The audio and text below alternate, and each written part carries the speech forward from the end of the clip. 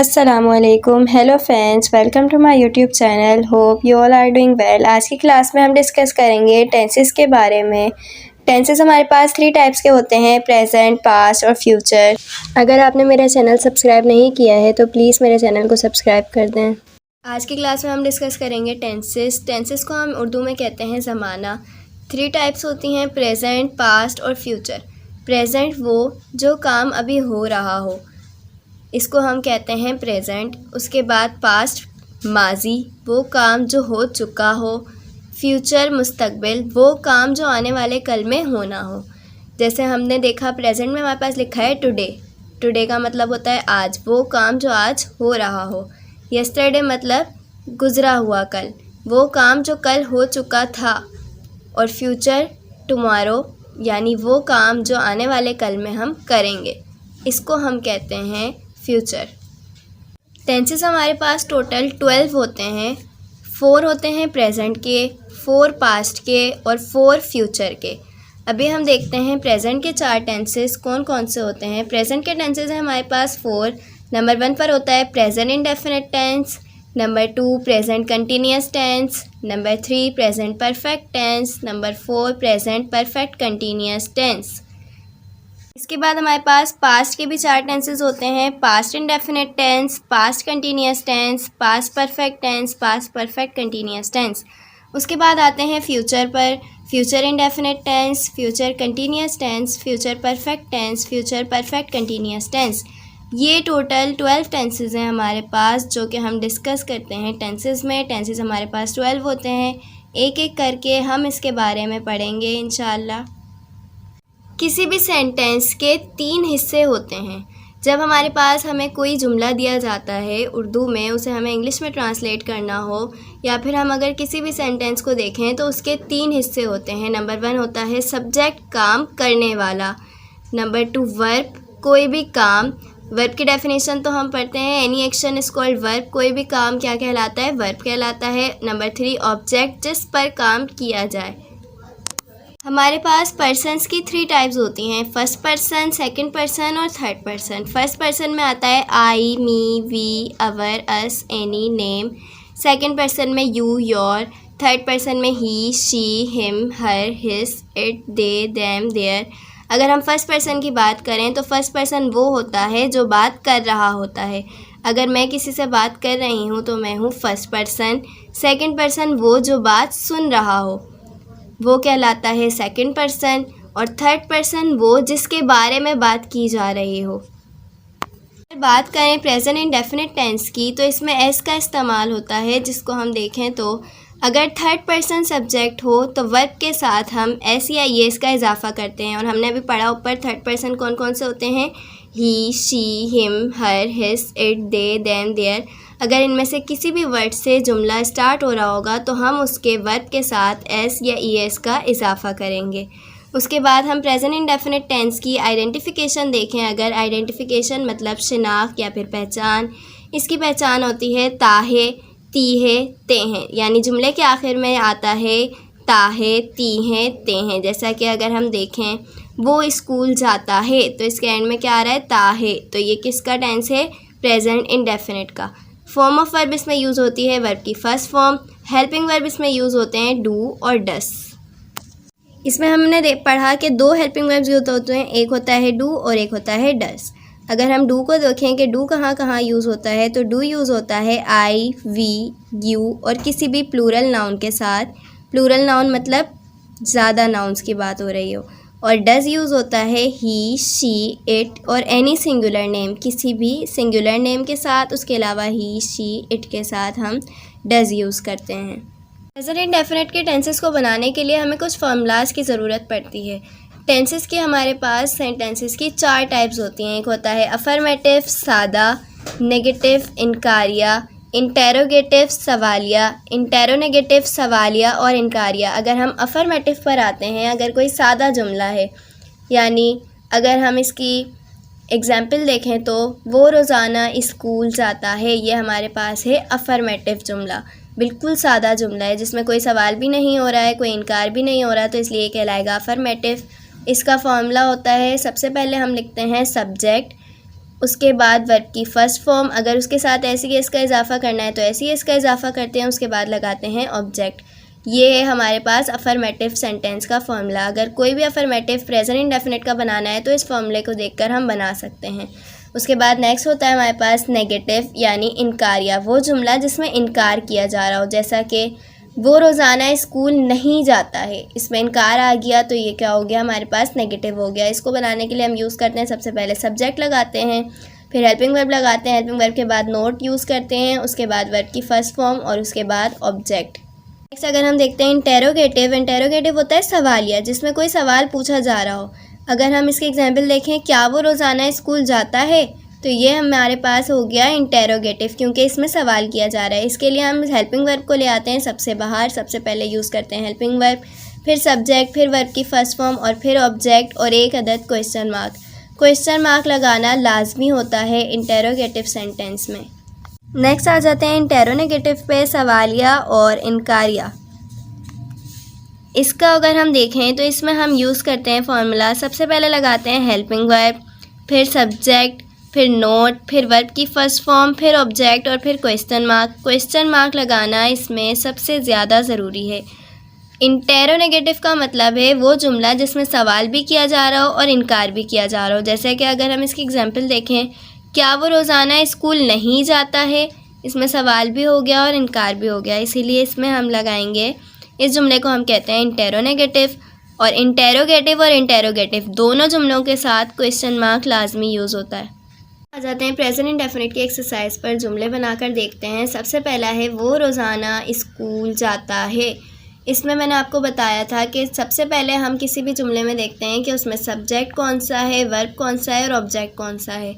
तो हम सबसे पहले देखेंगे सब्जेक्ट। सब्जेक्ट हमने पढ़ा था, सब्जेक्ट वो होता है जो काम करने वाला होता है। तो इसमें क्या, कौन काम कर रहा है, वो रोज़ाना स्कूल जाता है, तो वो क्या होगा हमारे पास सब्जेक्ट। उसके बाद जाना, जाता क्या है हमारे पास वर्ब, क्योंकि कोई भी काम वर्ब कहलाता है, और स्कूल है ऑब्जेक्ट, वो जिस पर काम किया जा रहा हो। अगर हम इस जुमले को बनाएं तो हमें अफर्मेटिव के फॉर्मूले को मद्देनज़र रखना होगा। अफर्मेटिव का फॉर्मूला था, सबसे पहले हम लगाते हैं सब्जेक्ट, तो सब्जेक्ट है यहाँ पर वो के लिए हम क्या यूज़ करेंगे, ही। क्यों, क्योंकि यहाँ पर किसी लड़के की बात हो रही है, इसलिए ही यूज़ होगा। उसके बाद हमने पढ़ा था अफर्मेटिव के फॉर्मूले में कि भर लगता है वर्ब की फर्स्ट फॉर्म, तो वर्ब की फर्स्ट फॉर्म यहाँ पर क्या है, जाता, तो जाने के लिए हम लफ्ज़ यूज़ करते हैं गो, मगर हम इसके साथ एस का इजाफा करेंगे। क्यों, क्योंकि ये है third person singular noun, third person start होगा तो हम एस लगा दिया, तो ये बन गया ही गोज़ टू। उसके बाद ऑब्जेक्ट क्या है हमारे पास, स्कूल, और जो एंड में जब लफ्ज़ रह जाता है उसको एंड में लिख देते हैं, तो क्या रह गया, रोज़ाना, उसको हमने लिख दिया डेली। तो हमारे पास जुमला बन गया he goes to school daily. अब अगर हम इसके नेगेटिव जुमले को देखें तो वो रोज़ाना स्कूल नहीं जाता है, नेगेटिव बनाना है। नेगेटिव के फॉर्मूले के देखते हुए बनाएंगे। फॉर्मूला होता है, सबसे पहले लगाया सब्जेक्ट यानी ही, उसके बाद हेल्पिंग वर्ब ही के साथ हमने पढ़ा था कि डज़ यूज़ होता है, इसलिए हमने डज़ लगाया। डज़ के बाद हम यूज़ करेंगे नॉट, क्योंकि ये नेगेटिव जुमला है। उसके बाद वर्ब की फर्स्ट फॉर्म गो टू, उसके बाद ऑब्जेक्ट स्कूल, उसके बाद डेली, ये हो गया नेगेटिव। उसके बाद है इंटेरोगेटिव, क्या वो रोज़ाना स्कूल जाता है। इंटेरोगेटिव के फॉर्मूले को देखते हुए बनाएंगे, तो इंटेरोगेटिव के फॉर्मूले में सबसे पहले लगाना होता है हेल्पिंग वर्ब, हमने हेल्पिंग वर्ब लगाया डस, उसके बाद सब्जेक्ट था ही, उसके बाद वर्ब की फर्स्ट फॉर्म यानी गो, उसके बाद ऑब्जेक्ट टू स्कूल, उसके बाद एंड में लगाया डेली और एक क्वेश्चन मार्क। उसके बाद हम देखते हैं क्या वो रोज़ाना स्कूल नहीं जाता है, इसमें सवाल भी हो गया और इनकार भी। जब सवाल और इनकार दोनों हो जाए तो हमने पहचानना है कि ये जुमला हमारे पास है इंटेरोनेगेटिव। इंटेरोनेगेटिव का फॉर्मूला देखते हुए इसको सॉल्व करेंगे। सबसे पहले लगाएंगे हेल्पिंग वर्ब यानी डस, उसके बाद सब्जेक्ट यानी ही, नॉट, उसके बाद वर्ब की फर्स्ट फॉर्म गो टू, उसके बाद स्कूल डेली और एक क्वेश्चन मार्क। इन चारों सेंटेंस को देखते हैं हमने बनाया सबसे पहले अफर्मेटिव, फिर नेगेटिव, फिर इंटेरोगेटिव, फिर इंटेरोनेगेटिव। सिर्फ हमें फार्मूलाज याद करने की ज़रूरत है। अगर फार्मूलाज याद होंगे तो उनको देखते हुए हम कोई भी सेंटेंस आसानी से बना सकते हैं। इसके अलावा एक बात और, हमने यहाँ पर ES का इजाफ़ा किया था, मगर हमने यहाँ पर ES का इजाफ़ा नहीं किया। क्यों? क्योंकि सिर्फ़ और सिर्फ अफर्मेटिव सेंटेंस में ES यूज़ होता है, क्योंकि इसमें हेल्पिंग वर्ब यूज़ नहीं हो रहा था, और बाकी तमाम टेंसेस में हम हेल्पिंग वर्ब यूज़ करते हैं। सेंटेंस देखते हैं, मैं किताब पढ़ता हूँ। इसमें सब्जेक्ट क्या होगा हमारे पास? मैं। क्यों? क्योंकि वो काम कर रहा है। पढ़ना है हमारे पास वर्ब और किताब है हमारे पास ऑब्जेक्ट। अब अगर हम इसको सॉल्व करें तो सबसे पहले हम लिखेंगे आई यानी सब्जेक्ट, उसके बाद पढ़ने के लिए हम यूज़ करते हैं रीड और बुक किताब को कहते हैं। तो ये सेंटेंस हमारे पास बन गया आई रीड बुक। नेक्स्ट देखते हैं, मैं किताब नहीं पढ़ता हूँ, यानी ये कौन सा जुमला है? नेगेटिव है। अब अगर नेगेटिव को सॉल्व करेंगे तो हम क्या करेंगे? सबसे पहले हमने लगाया हेल्पिंग वर्ब, उसके सबसे पहले हमने लिया सब्जेक्ट। सब्जेक्ट है हमारे पास आई के बाद हम लगाएंगे हेल्पिंग वर्ब और आई के साथ हम यूज़ करते हैं डू। डज यूज़ नहीं करते, आई के साथ डू यूज़ करते हैं। नॉट लगाया क्योंकि नेगेटिव जुमला है। I do not read book, ये हमारे पास हो गया इसका नेगेटिव सेंटेंस। उसके बाद नेक्स्ट पे आते हैं, क्या मैं किताब पढ़ता हूँ। अब ये कौन सा जुमला है, इसको पहचानेंगे तो ये है सवालिया जुमला यानी इंटेरोगेटिव। वो जिसमें सवाल हो वो कौन सा जुमला कहलाता है? इंटेरोगेटिव। तो इंटेरोगेटिव का फॉर्मूला यूज़ होगा। तो इंटेरोगेटिव का फॉर्मूला होता है, सबसे पहले हम लगाते हैं हेल्पिंग वर्ब। हेल्पिंग वर्ब है हमारे पास डू, उसके बाद सब्जेक्ट आई, उसके बाद पढ़ना वर्ब रीड और बुक और एक क्वेश्चन मार्क क्योंकि इसमें सवाल हो रहा था। नेक्स्ट, क्या मैं किताब नहीं पढ़ता हूँ। इसमें क्या भी आ गया और नहीं भी, और जब दोनों आ जाएं तो ये जुमला कहलाता है इंटेरोनेगेटिव। इंटेरोनेगेटिव का फॉर्मूला होता है, सबसे पहले हम यूज़ करते हैं डू यानी हेल्पिंग वर्ब, उसके बाद सब्जेक्ट, उसके बाद नोट, फिर उसके बाद वर्ब और उसके बाद object. Do I not read book और एक क्वेश्चन मार्क। ये हो गया हमारे पास इंटेरोनेगेटिव सेंटेंस। एक और एग्जाम्पल देखते हैं, हम पिकनिक पर जाते हैं। हम हमारे पास होगा सब्जेक्ट। क्यों? क्योंकि हमने पढ़ा है सब्जेक्ट होता है कोई भी काम करने वाला। उसके बाद जाना क्या है? वर्ब है। पिकनिक क्या है? ऑब्जेक्ट है।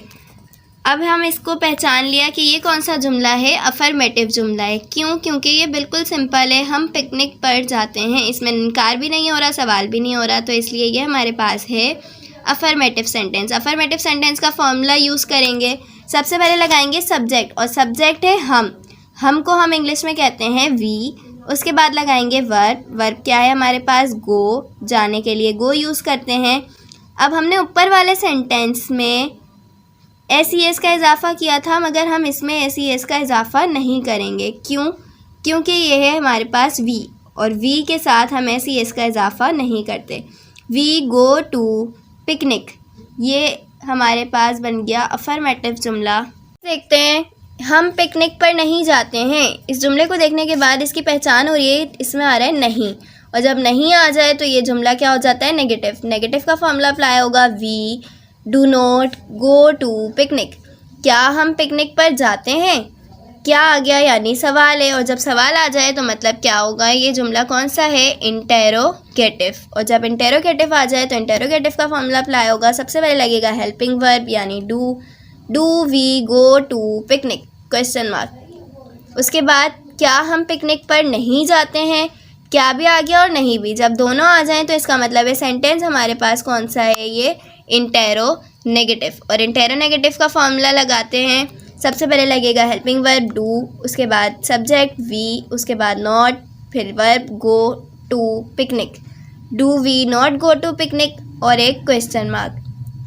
वीडियो में हमने डिस्कस किया है प्रेजेंट इंडेफिनिट टेंस के बारे में। हमने उसके तमाम रूल्स सीखे, प्रेजेंट इंडेफिनिट टेंस किस तरह बनते हैं ये सीखा।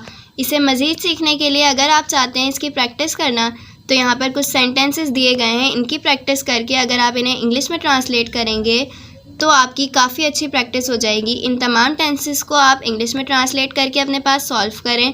इसकी फॉर्म ऑफ वर्ब्स यहाँ पर दी गई हैं। अगर आपको किसी में यूज़ में मसला हो कि किसको हम इंग्लिश में क्या कहते हैं तो ये तमाम चीज़ें भी यहाँ पर दी गई हैं। इन्हें सॉल्व करके आप अपने पास टेंसेस बनाएं। उसके बाद अगर आपको इसमें कोई भी इशू होता है तो आप मुझसे कमेंट सेक्शन में पूछ सकते हैं, मैं इंशाल्लाह आपकी ज़रूर हेल्प करूँगी। आज की वीडियो के लिए इतना ही, मिलते हैं नेक्स्ट वीडियो में। नेक्स्ट वीडियो में हम डिस्कस करेंगे प्रेजेंट कंटिन्यूअस टेंस के बारे में। तब तक के लिए टेक केयर, अल्लाह हाफिज़। Thanks for watching my